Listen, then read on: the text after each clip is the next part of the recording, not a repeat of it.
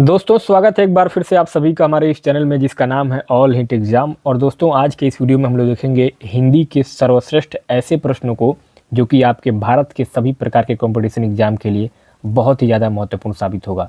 बिना किसी देरी के स्टार्ट करते हैं आज के अपने इस सेशन को। स्टार्ट करने से पहले आप सभी से रिक्वेस्ट करूँगा कि जो लोग भी हमारे इस चैनल पर पहली बार आए हैं चैनल को सब्सक्राइब कर लीजिएगा, अपने दोस्तों को शेयर कीजिएगा, कमेंट बॉक्स में अपना सुझाव आप लोग ज़रूर दें ताकि हमें भी पता चले कि आप लोग को इस वीडियो से क्या फ़ायदा मिल रहा है या नहीं मिल रहा है, या फिर आपको नेक्स्ट अगले किस टॉपिक पे वीडियो चाहिए ये आप लोग कमेंट बॉक्स में बताएंगे तो उस हिसाब से फिर आपको आगे की वीडियो मिलेंगे। चलिए स्टार्ट करते हैं दोस्तों। पहला क्वेश्चन आपके स्क्रीन पर हिंदी भाषा में ये रहा, रामचरितमानस के रचयिता कौन है? मैं निवेदन करूँगा आप सभी से कि जो लोग भी किसी भी प्रकार के कॉम्पिटिशन एग्जाम की तैयारी करते हैं जिसमें उनका हिंदी आता है तो वो लोग जो है इसमें कमेंट बॉक्स में अपना आंसर ज़रूर बताएं ताकि उनको पता चलेगा कि उनकी तैयारी किस लेवल की है। रामचरितमानस के रचयिता कौन है? इंपॉर्टेंट क्वेश्चन है, कई बार आपके कॉम्पिटिशन एग्जाम में आ चुके हैं दोस्तों। पहले नंबर के इस प्रश्न में आपका राइट आंसर क्या हो जाएगा? Option number B, Tulsidas. Ramcharitmanas भगवान राम के जीवन पर आधारित एक महाकाव्य है। रामचरितमानस क्या है? एक महाकाव्य है, महाकाव्य है। और इसको गोस्वामी तुलसीदास ने अवधी भाषा में लिखा था। किस भाषा में? अवधी भाषा में लिखा गया था। और यह जो एक ग्रंथ है यह भारतीय साहित्य में एक बहुत ही महत्वपूर्ण स्थान रखता है, रामचरितमानस। चलिए बढ़ते हैं नेक्स्ट अगले क्वेश्चन की ओर। सेकंड क्वेश्चन है, गोदान उपन्यास के लेखक कौन है? कमेंट बॉक्स में अपना जवाब आप लोग टाइप करके देते रहिए। दोस्तों गोदान उपन्यास के लेखक कौन है? ऑप्शन नंबर ए आपका करेक्ट हो जाएगा, मुंशी प्रेमचंद। गोदान मुंशी प्रेमचंद का एक प्रसिद्ध क्या है? उपन्यास है। और यह भारतीय ग्रामीण जीवन और किसानों की समस्याओं का एक यथार्थ चित्रण करता है। गोदान आप लोग पढ़े होंगे, गोदान जो उपन्यास था बहुत ही बेहतरीन उपन्यास है, मैं तो पढ़ा हूँ। जो लोग नहीं पढ़े हैं एक बार गोदान उपन्यास को पढ़िएगा, मज़ा आ जाएगा पढ़ने में। चलिए नेक्स्ट अगला क्वेश्चन नंबर थर्ड है, साकेत महाकाव्य के रचयिता कौन है? साकेत महाकाव्य के रचयिता कौन है?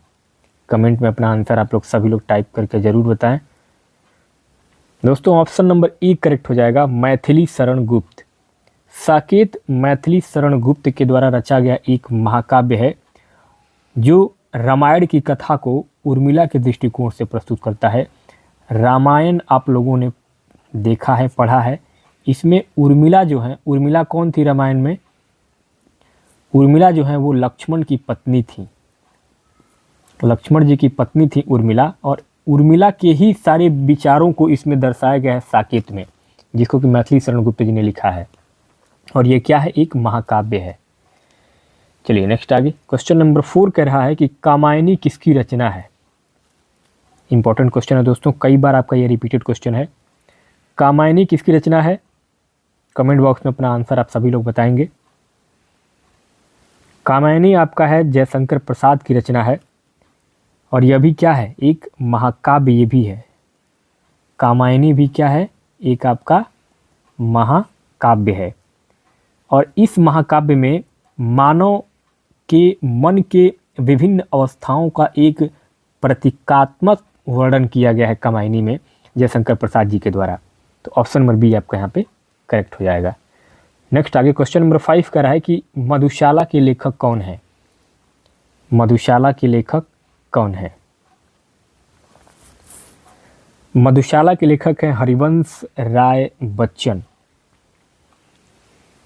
मधुशाला हरिवंश राय बच्चन की एक प्रसिद्ध काव्य रचना है जिसमें उन्होंने जीवन के विभिन्न पहलुओं को एक मदिरालय के प्रतीकों के माध्यम से प्रस्तुत किया है।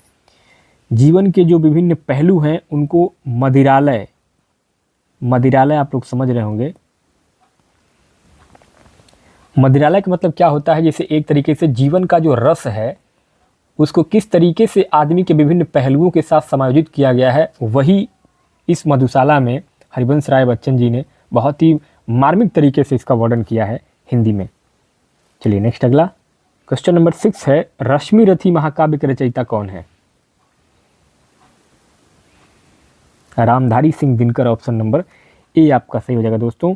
रश्मि रथी रामधारी सिंह दिनकर के द्वारा रचित एक महाकाव्य है जो कि महाभारत के जो पात्र हैं कर्ण, कर्ण जो एक महाभारत के पात्र नहीं, महाभारत के सबसे महत्वपूर्ण पात्रों में से एक है कर्ण, तो उन्हीं कर्ण के जीवन पर आधारित ये पूरी महाकाव्य है जो कि रश्मि रथी में रामधारी सिंह दिनकर जी ने लिखा है। नेक्स्ट अगला क्वेश्चन नंबर 7 है, निराला किस साहित्यिक युग से संबंधित है? निराला किस साहित्यिक युग से संबंधित है? ऑप्शन नंबर सी सही हो जाएगा, छायावाद। सूर्यकांत त्रिपाठी निराला इनका पूरा नाम है। सूर्यकांत त्रिपाठी निराला हिंदी साहित्य के छायावादी युग के प्रमुख कवि थे। इन्होंने अपनी रचनाओं में प्रकृति, प्रेम और मानवीय संवेदनाएं, जो कि मानवीय संवेदनाओं को हम ये कह सकते हैं कि एकदम आंतरिक रूप से जो लोगों के मन में जो भावनाएं होती हैं उसके हिसाब से इन्होंने सारी अपनी रचनाओं को बहुत ही सुंदर तरीके से चित्रण किया है। तो ऑप्शन नंबर सी आपका छायावाद यहाँ पे करेक्ट हो जाएंगे। नेक्स्ट आगे क्वेश्चन नंबर 8 कह रहा है कि सूरदास किस भाषा के कवि थे? सूरदास किस भाषा के कवि थे? ऑप्शन नंबर बी दोस्तों, ब्रजभाषा के कवि थे। सूरदास हिंदी साहित्य के भक्ति काल के कवि थे। किस काल के? हिंदी साहित्य के भक्ति काल के कवि थे सूरदास। और उन्होंने श्री कृष्ण भक्ति में, किसमें? श्री कृष्ण जी की भक्ति करते थे सूरदास जी, और श्री कृष्ण जी की भक्ति से संबंधित कविताएं जो है उन्होंने ब्रजभाषा में लिखा था। उनकी अगर कुछ रचनाओं की बात करेंगे तो सूर सागर बहुत ही प्रसिद्ध रचना है।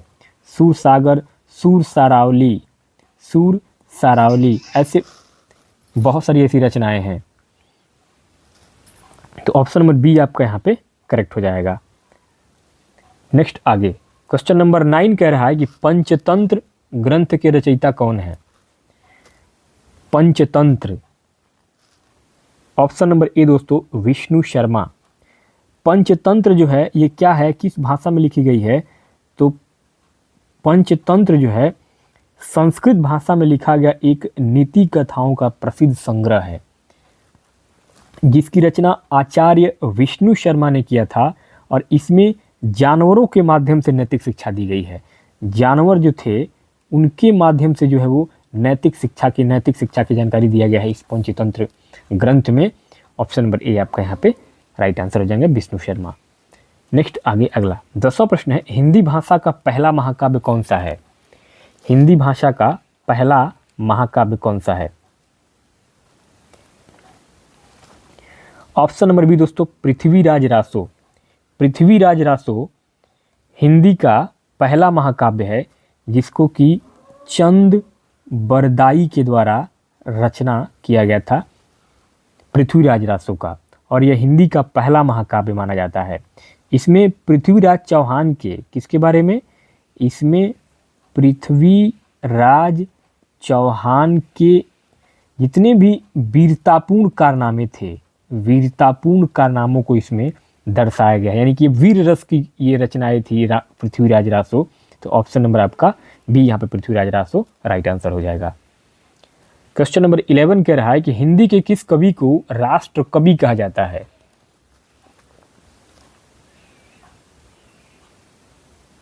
ऑप्शन नंबर बी दोस्तों, रामधारी सिंह दिनकर। रामधारी सिंह दिनकर को उनकी राष्ट्रभक्ति और ओजस्वी कविताओं के कारण राष्ट्र कवि की उपाधि दी गई। उनकी कुछ अगर प्रमुख रचनाओं की बात करेंगे तो अभी मैंने थोड़ी देर पहले आपको बताया था, उनकी एक रचना है उर्वशी, एक रचना है आपकी अभी मैंने बताया था रश्मि रथी। उनकी एक और अगर रचना की बात करेंगे तो परशुराम की, आप लोगों ने पढ़ा भी होगा, परशुराम की प्रतीक्षा। ये कुछ ऐसे महत्वपूर्ण रचनाएं हैं रामधारी सिंह दिनकर जी की जो कि काफ़ी इंपॉर्टेंट है, कई बार आपके क्वेश्चन पेपर में आ चुके हैं। नेक्स्ट आगे अगला 12वां प्रश्न है, नील दर्पण नामक नाटक किसने लिखा है? नील दर्पण, दीनबंधु मित्रा। नील दर्पण क्या है? नील दर्पण एक बंगाली नाटककार हैं दीनबंधु मित्रा, इनके द्वारा लिखा गया था। और यह एक क्या है?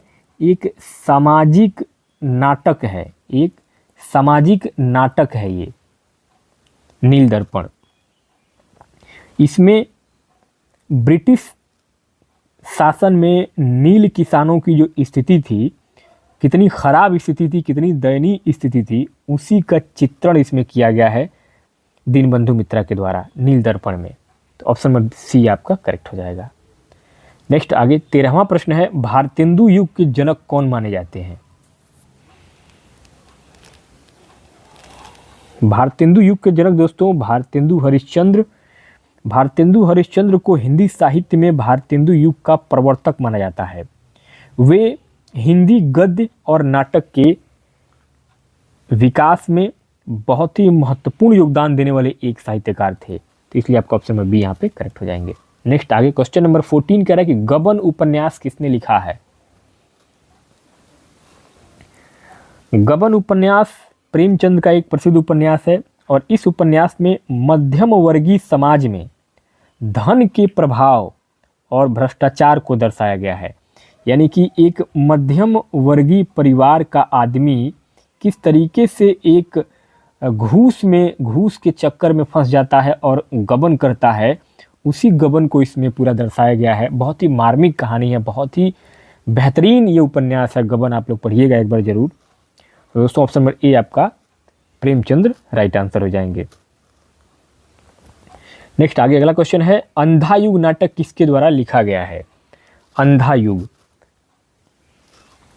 ऑप्शन नंबर बी दोस्तों धर्मवीर भारती। धर्मवीर भारती, अंधा युग धर्मवीर भारती के द्वारा रचित एक प्रसिद्ध काव्य क्या है? प्रसिद्ध काव्य नाटक है। क्या है? एक प्रसिद्ध काव्य नाटक है। इस नाटक में महाभारत के युद्ध के अंतिम दिनों को दर्शाया गया है।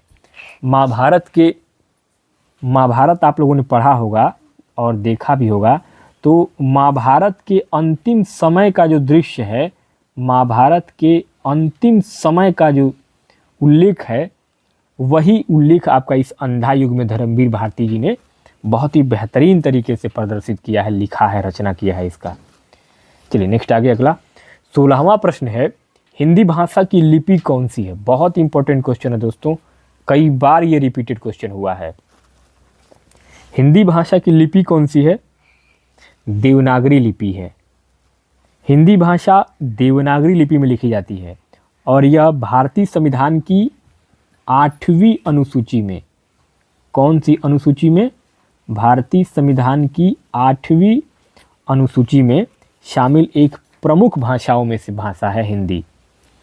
चलिए नेक्स्ट आगे क्वेश्चन नंबर 17 कह रहा है कि परशुराम की प्रतीक्षा के लेखक कौन है? परशुराम की प्रतीक्षा अभी हमने थोड़ी देर पहले आपको बताया भी है।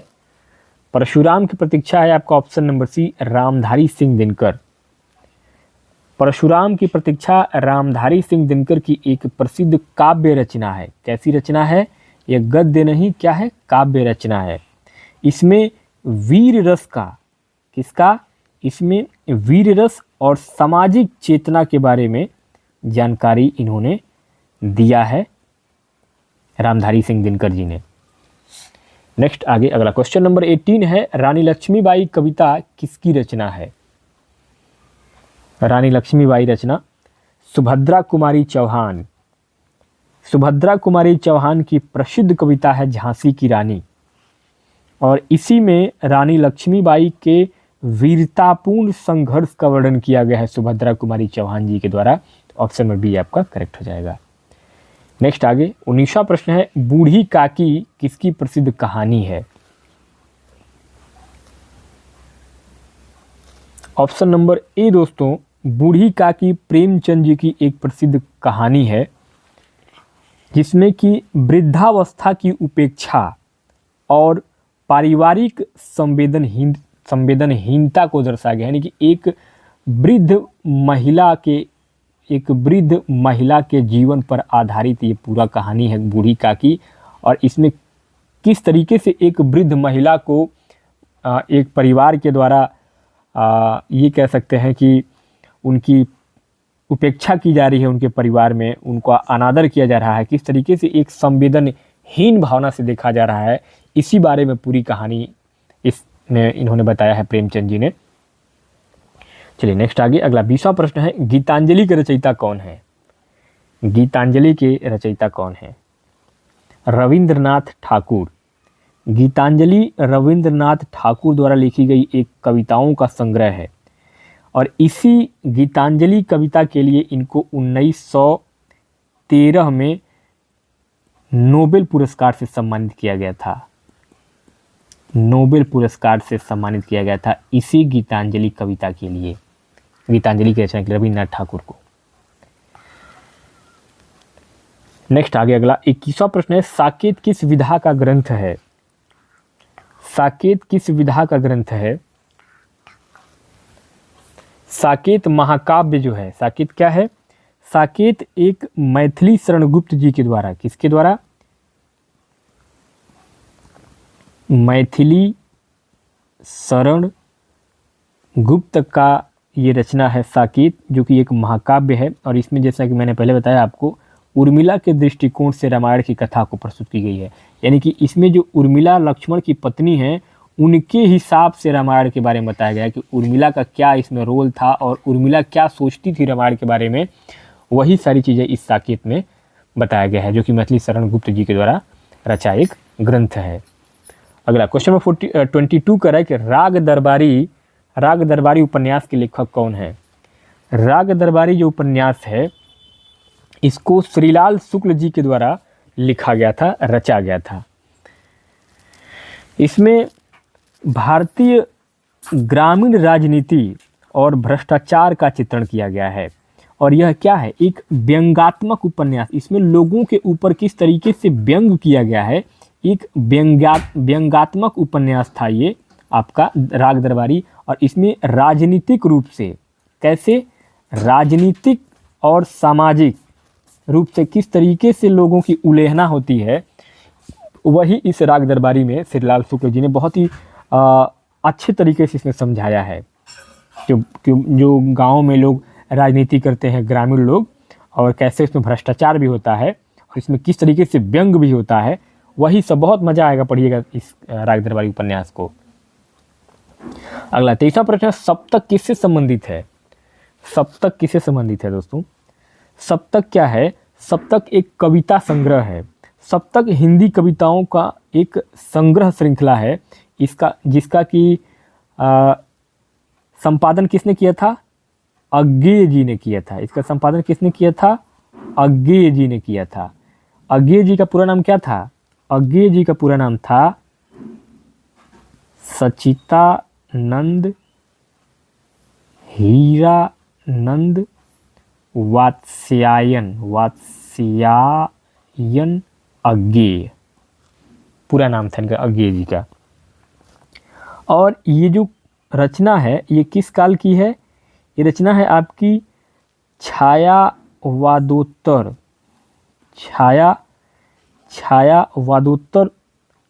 काल की ये कविता है। तो ऑप्शन में बी आपका कविता संग्रह करेक्ट हो जाएगा। नेक्स्ट आगे अगला 24वां प्रश्न है, चित्रलेखा उपन्यास के रचयिता कौन है?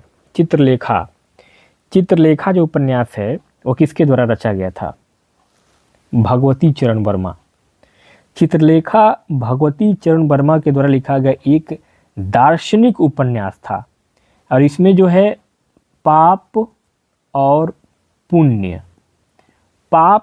पुण्य की व्याख्या की गई है इस चित्रलेखा उपन्यास में भगवती चरण वर्मा जी के द्वारा। किस तरीके से कौन से कर्म करेंगे तो पाप होगा और कौन से कर्म करेंगे तो पुण्य होगा, तो यही पाप और पुण्य के बारे में पूरी जानकारी भगवती चरण वर्मा जी ने इस चित्रलेखा उपन्यास में दिया है। अगला, कुरुक्षेत्र किसकी रचना है? कुरुक्षेत्र किसकी रचना है दोस्तों? रामधारी सिंह दिनकर। कुरुक्षेत्र रामधारी सिंह दिनकर की महाभारत पर आधारित एक काव्य रचना है। इसमें युद्ध और शांति का संदेश दिया गया है। इसमें युद्ध और शांति दोनों का संदेश दिया गया है। युद्ध और शांति दोनों का संदेश दिया गया है। 26वां प्रश्न, महाभाष्य ग्रंथ के रचयिता कौन है? महाभाष्य ग्रंथ के रचयिता कौन है? पतंजलि। महाभाष्य दोस्तों, यहाँ पे जो ऑप्शन है, मैं आपसे माफ़ी चाहूँगा, ऑप्शन जो है ये गलत है पूरी तरीके से। इसमें आपके जो चारों ऑप्शन है वो चारों ऑप्शन गलत होंगे। इसमें राइट आंसर क्या होगा दोस्तों? महाभाष्य जो रचना है वो किसका है?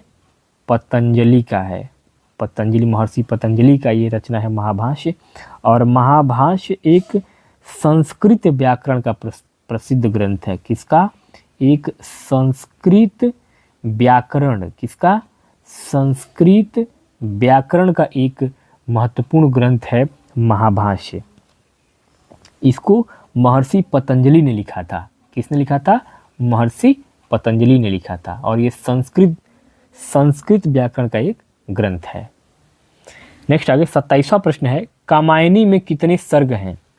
कामायनी में कितने सर्ग हैं? पढ़ा होगा आप लोगों ने कामायनी, जयशंकर प्रसाद जी का महाकाव्य। इसमें दोस्तों टोटल 15 सर्ग हैं। कितने हैं? कामायनी जयशंकर प्रसाद जी की एक महाकाव्य रचना है और इसमें 15 सर्ग हैं। और यह कामायनी मानव मन के विभिन्न भावों का चित्रण करती है। कामायनी मानव के मन के विभिन्न जितनी भी भावनाएं होती हैं उन सारी भावनाओं को इसमें चित्रण किया गया है। 28वां प्रश्न है, अग्निपथ कविता किसने लिखी है? अग्निपथ कविता किसने लिखी है दोस्तों? हरिवंश राय बच्चन। अग्निपथ हरिवंश राय बच्चन की एक प्रसिद्ध कविता है दोस्तों। और इसमें, इस कविता में संघर्ष, आदमी के संघर्ष और दृढ़ निश्चय, अगर आप किसी भी काम को करने के लिए बिल्कुल दृढ़ निश्चय कर लें और हर प्रकार के संघर्ष को झेलने के लिए आप तैयार हो जाएं, तब जाके आप इस अग्निपथ को जीतेंगे। तो यही जो है इसमें हरिवंश राय बच्चन जी ने इस अग्निपथ कविता में लिखा है। 29वां प्रश्न है कि मैला आंचल किसका उपन्यास है? मैला आंचल। मैला आंचल दोस्तों फणीश्वरनाथ रेणु। मैला आंचल फणीश्वरनाथ रेणु का एक प्रसिद्ध आंचलिक उपन्यास है। और इस उपन्यास में ग्रामीण भारत की कैसी, ग्रामीण यानी कि गांव में रहने वाले लोगों के ऊपर ये पूरा का पूरा उपन्यास है।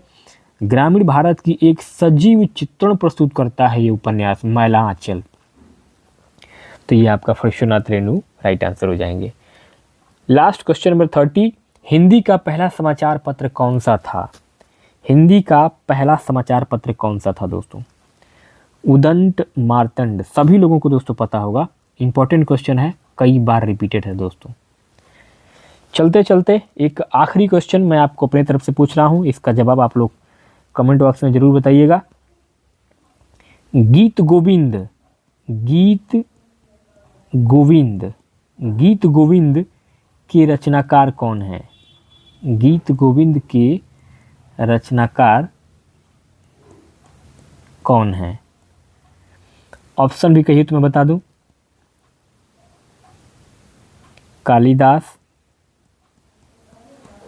कालिदास, सेकंड ऑप्शन है तुलसीदास, थर्ड ऑप्शन है जयदेव और फोर्थ ऑप्शन है विद्यापति। क्वेश्चन है आपका, इसका आंसर आप लोग कमेंट बॉक्स में ज़रूर बताइएगा दोस्तों। मिलते हैं एक नए वीडियो में नए टॉपिक के साथ, तब तक के लिए यहीं पे इस वीडियो को समाप्त करते हैं। कोई सुझाव हो दोस्तों कमेंट बॉक्स में ज़रूर पूछिएगा। वीडियो अच्छा लगा हो तो वीडियो को लाइक कीजिए।